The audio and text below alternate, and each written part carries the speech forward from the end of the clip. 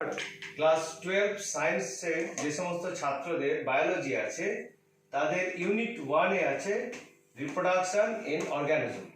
এই ইউনিট 1 এর second chapter reproduction in flowering plants অর্থাৎ সপুষ্পক উদ্ভিদের যৌন জনন, সেটা নিয়ে আজকে আমি তোমাদেরকে পড়াচ্ছি। এই চ্যাপ্টারে টোটাল 13টা টপিকস আছে।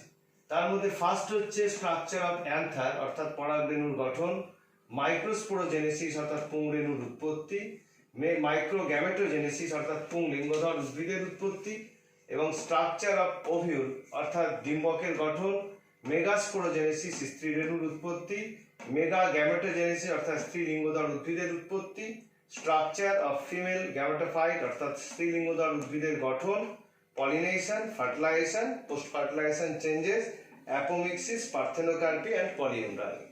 এবার এই কটার মধ্যে থেকে আমরা প্রথমে দেখে নেব যে কি করে পরাগধানীর গঠন। একটা একটা করে টপিকস তোমাদের পড়তে হবে, আমি একটা একটা করে টপিকস তোমাদের আলোচনা করে যাচ্ছি। ফার্স্ট হচ্ছে পরাগধানীর গঠন। পরাগধানীর গঠন দেখো, তোমরা জানো যে একটা ফুলের যে পুংস্তবক বা পুংস্তবকের দুটো পার্ট, পরাগধানী বা অ্যান্থার এবং ফিলামেন্ট বা পুংদণ্ড। তো তার মধ্যে পরাগধানীটাই হচ্ছে কিন্তু যার মধ্যে পুংরেণু বা পরাগরেণু তৈরি হয়। তো সেই পরাগধানীর গঠন পড়তে গেলে আমরা এখানে একটা পরাগধানীর ক্রস সেকশন দেখিয়েছি। পরাগধানীটাকে যদি লম্বা অনুপ্রস্থ বরাবর কাটা যায় তাহলে আমরা দেখব প্রত্যেকটা পরাগধানীর মধ্যে দুটো থাকবে, খণ্ড থাকবে, দুটো লোব থাকবে, বা এদেরকে বলা হয় থেকা। এবং প্রতিটা পরাগধানীতে এরকম দুটো থেকা থাকে, যেন এটাকে আমরা ডাইথেকাস বলে থাকি। আর প্রতিটা থেকায় একটা করে রেণুস্থলী বা মাইক্রোস্পোরাঞ্জিয়াম থাকবে এই একটা থেকে। তাহলে টোটাল একটা পরাগধানীতে টোটাল 4টে মাইক্রোস্পোরাঞ্জিয়া থাকবে। এবার এই একটা মাইক্রোস্পোরাঞ্জিয়ার যে স্ট্রাকচার, যা পার্ট যেগুলো থাকবে সেগুলো আমরা এখানে এনলার্জ করে দেখিয়েছি। যে একটা মাইক্রোস্পোরেঞ্জিয়া অর্থাৎ পরাগধানীর এই অংশটুকুকে আমরা যদি নিই, সেটাকে বড় করে দেখিয়েছি যে একদম বাইরে থাকবে বহিস্তর বা এপিডার্মিস। এই যে বহিস্তর বা এপিডার্মিস, এটা সিঙ্গেল লেয়ার, একটা কোষস্তর দিয়ে তৈরি হবে। আর তারপরে থাকবে এন্ডোথেসিয়াম, অর্থাৎ এই এন্ডোথেসিয়ামটাও সিঙ্গেল লেয়ার। এই যে আমি এখানে দেখিয়েছি এন্ডোথেসিয়াম, এটাও সিঙ্গেল লেয়ার হবে। এবং তারপরে থাকবে মিডল যে লেয়ার অর্থাৎ মধ্যস্তর, এইটা কিন্তু 2 to 3 লেয়ার হবে। দেখা যাচ্ছে 2 to 3 লেয়ার এটা হবে। এবং তার ভেতরে থাকবে মোস্ট সিগনিফিক্যান্ট লেয়ার, যাকে বলা হচ্ছে ট্যাপেটাম। এই ট্যাপেটাম এটাও সিঙ্গেল লেয়ার হবে, কিন্তু কোষগুলো অনেক বড় বড় হবে। এবং এই ট্যাপেটামের ভেতরের দিকে থাকবে যে টিস্যুটা, সেটাকে আমরা বলে থাকি স্পোরোজেনাস টিস্যু বা রেণু উৎপাদক কলা। এই রেণু উৎপাদক কলার মধ্যে থাকবে অসংখ্য মাইক্রোস্পোর মাদার সেল। এই মাইক্রোস্পোর মাদার সেলগুলো থেকেই তৈরি হবে পরাগরেণু বা পুংরেণু বা পোলেন গ্রেন। আচ্ছা, এখন এই পরাগরেণু কি করে অর্থাৎ মাইক্রোস্পোরোজেনেসিস কি করে তৈরি হয় সেটা আমরা এখানে পড়বো। মাইক্রোস্পোরোজেনেসিস, তো মাইক্রোস্পোরোজেনেসিস এটা স্টার্টিং হবে কিভাবে না, আমরা যে পরাগধানীটার স্ট্রাকচার দেখছিলাম, সেই পরাগধানীটা প্রথমে তো রেণুস্থলীগুলো তৈরি হয় না, প্রথমে একটা ভাজক কলার অংশ থাকে। সেই ভাজক কলার যে অংশটা থাকে তাকে আমরা বলে থাকি অ্যান্থ্রেডিয়াল প্রাইমর্ডিয়া। সেই অ্যান্থ্রেডিয়াল প্রাইমর্ডিয়া এটা হচ্ছে পুংধানীর প্রাথমিক ভাজক কলা কোষ থাকে। এই অ্যান্থ্রেডিয়াল প্রাইমর্ডিয়াটা প্রথমে বিভাজিত হয়ে তৈরি করবে বহিস্থকীয় কোষ বা এপিডার্মাল সেল আর আর্কেস্পোরিয়াল কোষ, বা এই আর্কেস্পোরিয়াল কোষটা হচ্ছে গিয়ে যেখান থেকে পরাগধানী তৈরি হয়। তো বহিস্থকীয় কোষটা থেকে এপিডার্মিস বা বহিস্থক, আমরা পরাগধানীর বাইরের অংশটা দেখেছি, সেই এপিডার্মিস থাকবে। আর আর্কেস্পোরিয়াল কোষ এটার একটা পেরিক্লিনাল ডিভিশন হবে, অর্থাৎ পেরিক্লিনাল ডিভিশন মানে parallel to the long Axis, অর্থাৎ লম্ব দৈর্ঘ্যের সঙ্গে যে প্যারালালি যে কোষ বিভাজন হবে, তার ফলে তৈরি হবে দুটো কোষ তৈরি হবে, প্রাইমারি প্যারাইটাল সেল বা প্রাথমিক প্যারাইটাল কোষ বা প্রান্তীয় কোষ, আর প্রাইমারি স্পোরোজেনাস সেল বা প্রাথমিক রেণু উৎপাদক কোষ। এইবার এই প্রাইমারি প্যারাইটাল সেল থেকে আবার তিনটে কোষ বিভাজিত, তিনটে পার্ট বিভাজিত হয়ে যাবে, একটা হচ্ছে এন্ডোথেসিয়াম তৈরি হবে, আর একটা মিডল লেয়ার তৈরি হবে আর ট্যাপেটাম তৈরি হবে, যেটা আমরা আগে স্ট্রাকচারের মধ্যে দেখিয়েছিলাম। তাহলে দেখা গেল যে পরাগরেণুর যে ওয়াল আমরা দেখিয়েছিলাম, পরাগরেণুর যে প্রাচীরটা, সেটা তৈরি হচ্ছে এপিডার্মিস, এন্ডোথেসিয়াম, মিডল লেয়ার এবং ট্যাপেটাম, এই অংশটুকুকে নিয়ে। এবং এখানে একটা কথা মনে রাখতে হবে যে এপিডার্মিস কিন্তু আর্কেস্পোরিয়াল সেলের অংশ না, এটা কিন্তু তৈরি হচ্ছে অ্যানথ্রেটিয়াল প্রাইমর্ডিয়া থেকে, বহিস্থকীয় কোষ থেকে এপিডার্মিস তৈরি হচ্ছে। কিন্তু আর্কেস্পোরিয়াল কোষ থেকে যে পার্টটা তৈরি হচ্ছে তার মধ্যে থাকবে এন্ডোথেসিয়াম, মিডল লেয়ার, ট্যাপেটাম। এর মধ্যে এই epidermis, endothecium and middle layer, এই তিনটে হচ্ছে প্রোটেক্টিভ লেয়ার। এরা আত্মরক্ষার জন্য পরাগরেণুকে প্রাচীরকে পরাগধানীটাকে আত্মরক্ষা প্রদান করবে। আর ট্যাপেটাম, এটার কাজ হচ্ছে নিউট্রিটিভ টিস্যু, এটা নিউট্রিটিভ একটা লেয়ার, এটা এই যে পরাগরেণু যেগুলো তৈরি হবে তাদেরকে পুষ্টি সরবরাহ করবে, এটাই ট্যাপেটামের প্রধান কাজ। আর এইবার আমরা চলে আসছি যে প্রাইমারি স্পোরোজেনাস সেল ছিল, সেই স্পোরোজেনাস সেল থেকে তৈরি হবে অসংখ্য বিভাজিত মাস, যে বিভাজন হয়ে স্পোরোজেনাস টিস্যু তৈরি হবে, রেণুধারণ কলা। সেই রেণুধারণ কলার মধ্যে থেকে যে কোষগুলো থাকবে তাদেরকে আমরা বলবো মাইক্রোস্পোর মাদার সেল বা পিএমসি বা পোলেন মাদার সেল বলা হয়, পিএমসি। এবং এগুলো কিন্তু ডিপ্লয়েড প্রকৃতির। এবং এই মাইক্রোস্পোর মাদার সেল মিওসিস করে তৈরি করবে পোলেন টেট্রাড বা হ্যাপ্লয়েড ক্রোমোজোমযুক্ত রেণু চতুষ্টয়, হ্যাপ্লয়েড ক্রোমোজোমযুক্ত তৈরি করবে। এই পোলেন টেট্রাড যেই তৈরি হয়ে গেল তখনই কিন্তু মাইক্রোস্পোরোজেনেসিস প্রক্রিয়াটা শেষ হয়ে গেল। মিওসিস হয়ে গেল মানেই মিওসিসের মাধ্যমে মাইক্রোস্পোর বা পোলেন টেট্রাড তৈরি হলো মানেই মাইক্রোস্পোরোজেনেসিস প্রক্রিয়াটা শেষ হয়ে গেল। এরপরে এই মাইক্রোস্পোর অর্থাৎ পোলেন মাদার সেল থেকে যে মাইক্রোস্পোর বা পরাগরেণু তৈরি হলো, এই পরাগরেণুই হচ্ছে গ্যামেটোফাইট, মেল গ্যামেটোফাইট বা পুংলিঙ্গধর উদ্ভিদের প্রথম কোষ। এই পুংলিঙ্গধর উদ্ভিদের প্রথম কোষ থেকে কিভাবে পুংলিঙ্গধর উদ্ভিদ তৈরি হবে সেটাকে আমরা বলে থাকি মাইক্রোগ্যামেটোজেনেসিস, অর্থাৎ মাইক্রোগ্যামেটোজেনেসিস বা পুংলিঙ্গধর উদ্ভিদের গঠন। আমরা এখন এই নেক্সট পার্টটা চলে আসছি। মাইক্রোস্পোরোজেনেসিসের পরে মাইক্রোগ্যামেটোজেনেসিস বা পুংলিঙ্গধর উদ্ভিদের গঠন। তো পুংলিঙ্গধর উদ্ভিদের গঠনের প্রথম কোষ হচ্ছে পোলেন গ্রেন বা মাইক্রোস্পোর। এই তার থেকে টেট্রাড প্রথমে চারটে একসাথে থাকে, সেখান থেকে একটা পরাগরেণুকে আমরা আলাদা করে বলছি, এটা এক একটা পরাগরেণু হচ্ছে এক একটা মেল গ্যামেটোফাইটের প্রথম কোষ। সেইটা তার একটা আনইকুয়াল ডিভিশন বা অসম বিভাজন হবে, হওয়ার ফলে তৈরি হবে একটা অপেক্ষাকৃত বড় নালী কোষ আর একটা অপেক্ষাকৃত ছোট তৈরি হবে জেনারেটিভ সেল বা জনন কোষাধার কোষ। এই জনন কোষাধার কোষ এইটা এই দ্বিকোষ অবস্থায় যখন থাকবে, বেশিরভাগ উদ্ভিদের ক্ষেত্রে পোলেন গ্রেন এই দ্বিকোষ অবস্থাতেই কিন্তু পরাগ সংযোগ ঘটে থাকে, এই দুটো কোষ থাকা অবস্থাতে। এবং পরাগ সংযোগ হওয়ার পর তার পরবর্তী যে ঘটনাটা ঘটবে যে এই জনন এর থেকে এই পরাগ সংযোগের পর এই পরাগ রেণু থেকে বেরিয়ে আসবে যে নালিকা, পরাগ নালিকা। সেই পরাগ নালিকার মধ্যেই তৈরি হবে দুটো মেল গ্যামেট বা পুং গ্যামেট। এই মেল গ্যামেট বা পুং গ্যামেট তৈরি হয়ে গেল মানেই মাইক্রোগ্যামেটোজেনেসিস শেষ হলো। ঠিক আছে, তাহলে মাইক্রোগ্যামেটোজেনেসিস প্রক্রিয়াটা এখানে শেষ হলো। এবং আমরা এরপরে পড়ব যে তাহলে এই একটা মাইক্রোগ্যামেটোফাইট বা পুং লিঙ্গধর উদ্ভিদ তার গঠনটা আমরা পড়ব নেক্সট এতে। আমরা তাহলে এবার শুরু করলাম যে মেল গ্যামেটোফাইট তার ডিফারেন্ট স্টেজ। মেল গ্যামেটোফাইট তার কি কি অংশ দেখা যাবে সেটা আমরা দেখেছি। একটা পুংলিঙ্গধর উদ্ভিদের গঠন, প্রথম কোষ আমি আগেই বলেছি যে পরাগরেণু হচ্ছে পুংলিঙ্গধর উদ্ভিদের প্রথম কোষ।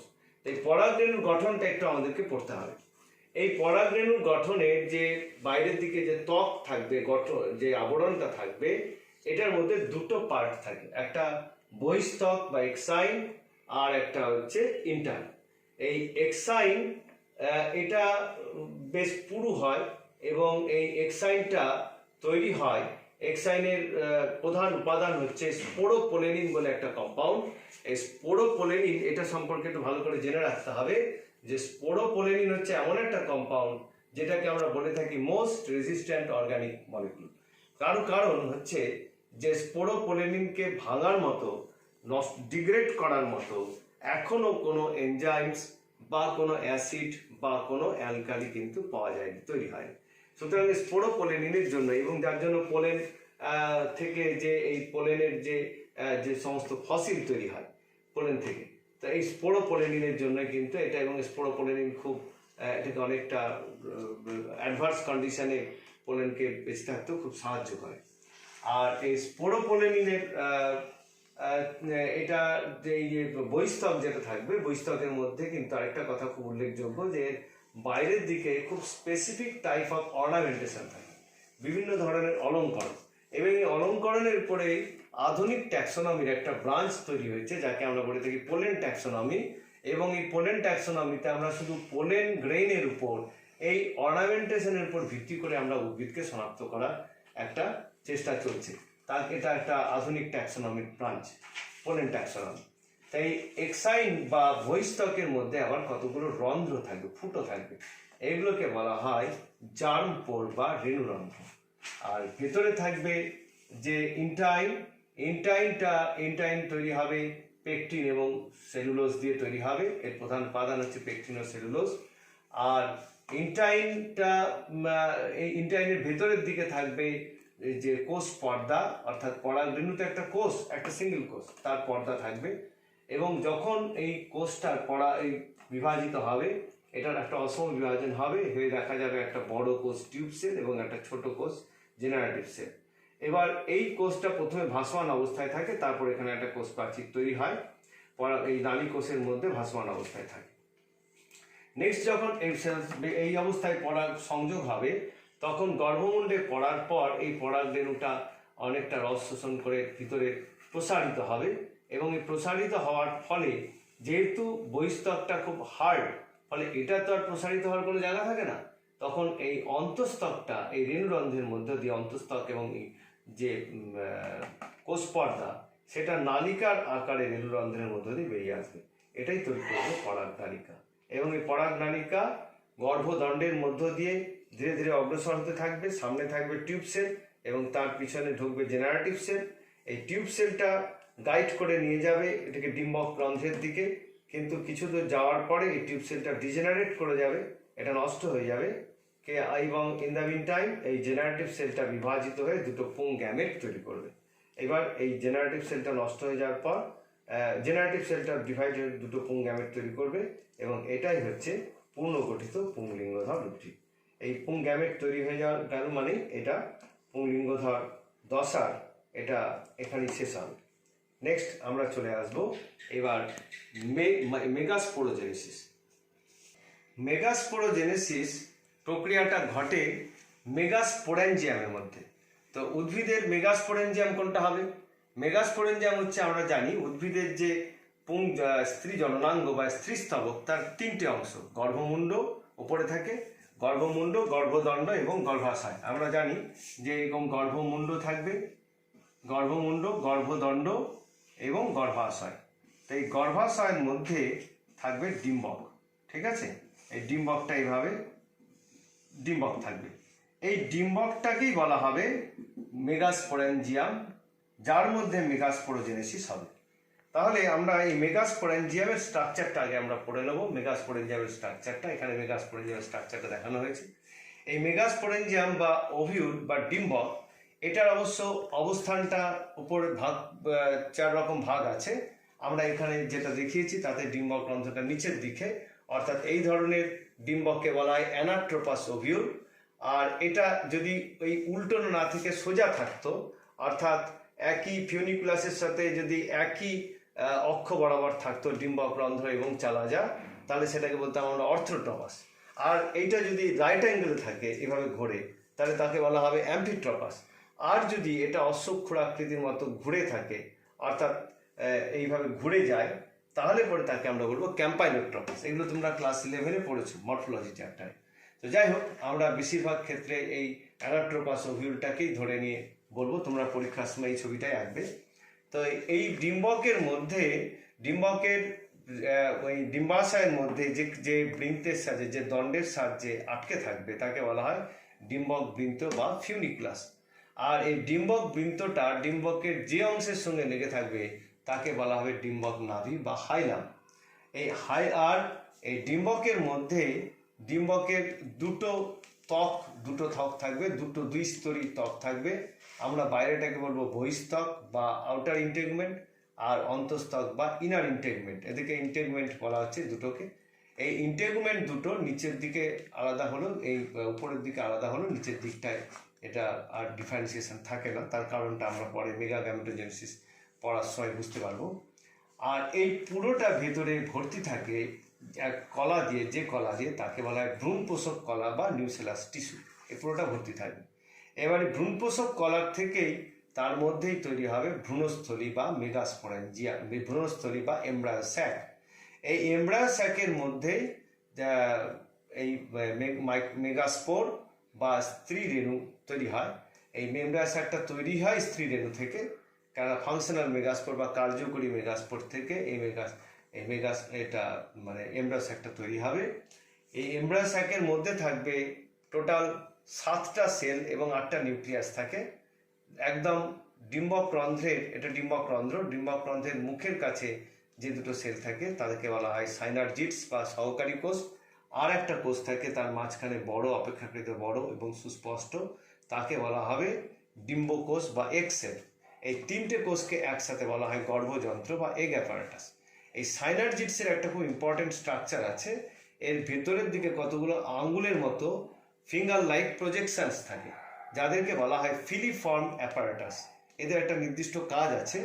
যখন এখান থেকে যখন পরাগ সংযোগের পর নিষেকের সময় যখন পুংরেণু এখানে প্রবেশ করবে, তখন সেই পুংরেণুটাকে গাইড করা, অর্থাৎ ডিম্বকের দিকে এই ভ্রূণস্থলীর মধ্যে পুংরেণুটা কোন পথে যাবে সেটা গাইড করে দেয় এই ফিলিফর্ম অ্যাপারেটাস। যাই হোক, এখানে 3টে কোষ থেকে গেল। এর ঠিক বিপরীতে থাকবে 3টে সেল, এদেরকে বলা হয় অ্যান্টিপোডাল সেলস বা প্রতিপাদ কোষ।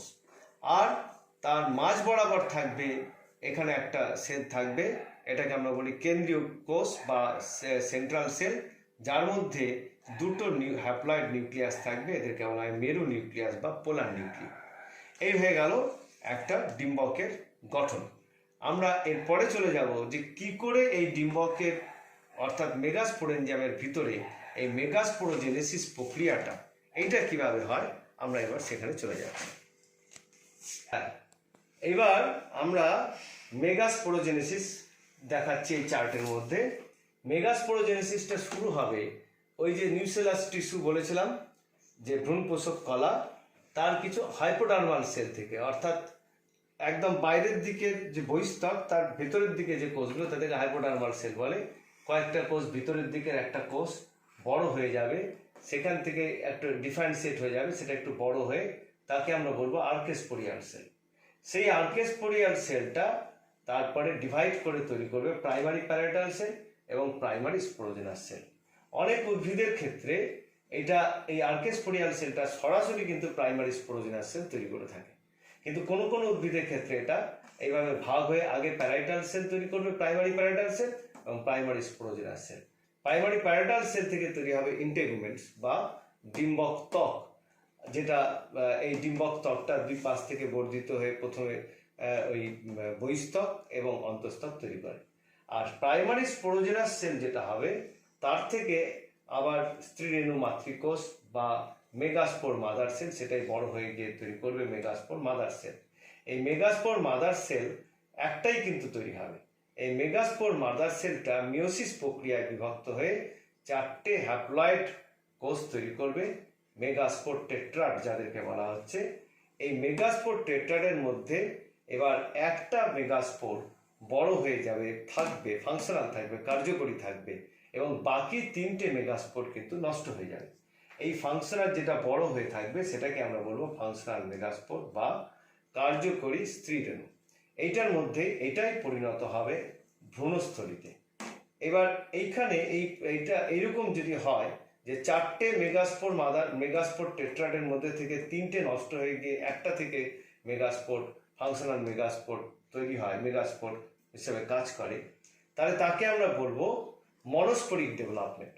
অর্থাৎ এইখানে আমরা এই ডেভেলপমেন্টের উপর ভিত্তি করে, অর্থাৎ এই মাইক্রোস্পোর টেট্রাডের মেগাস্পোর টেট্রাডের কোন কোষ এখান থেকে কিভাবে স্ত্রী রেণু কার্যকরী মেগাস্পোর কে হবে তার উপর ভিত্তি করে আমরা এটাকে তিনভাবে মেগাস্পোরোজেনেসিসকে তিন ভাগে ভাগ করে থাকি। একটা মনোস্পোরিক ডেভেলপমেন্ট, একটা বাইস্পোরিক ডেভেলপমেন্ট এবং একটা হচ্ছে টেট্রাস্পোরিক ডেভেলপমেন্ট। এটাকে এই যে মেগা গ্যামেটোজেনেসিস অর্থাৎ কিভাবে গ্যামেটোফাইটটা ডেভেলপ করবে, কারণ যখনই হ্যাপ্লয়েড কোষ হয়ে গেল মানে এটা হচ্ছে ফাংশনাল মেগাস্পোর হচ্ছে প্রথম কোষ।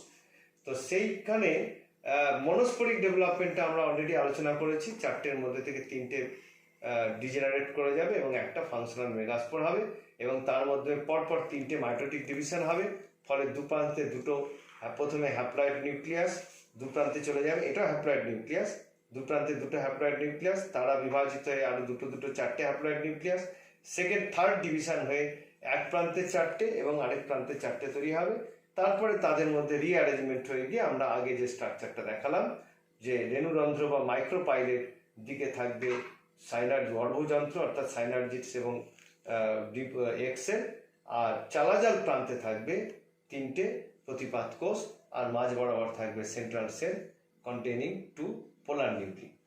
আর যদি বায়োস্পোরিক ডেভেলপমেন্ট হয় তাহলে কি হবে না, বায়োস্পোরিক ডেভেলপমেন্টে দেখানো হয়েছে যে এই যে megaspore mother sell MMC 2n diploid, এইটাতে মিওসিস হবে এবং মিওসিস 1 হয়ে দুটো ডটার সেল তৈরি হবে এবং তাদের মাঝখানে একটা সেল ওয়াল তৈরি হবে এবং সেল ওয়াল তৈরি হওয়ার পর ওপরে এটা ডিজেনারেট করে যাবে এবং বাকি যেটা থাকলো সেইটার এবার মিওসিস 2 হবে এবং মিওসিস 2 হয়ে দ্বিতীয় দুটো হ্যাপ্লয়েড ডটার নিউক্লি তৈরি হবে।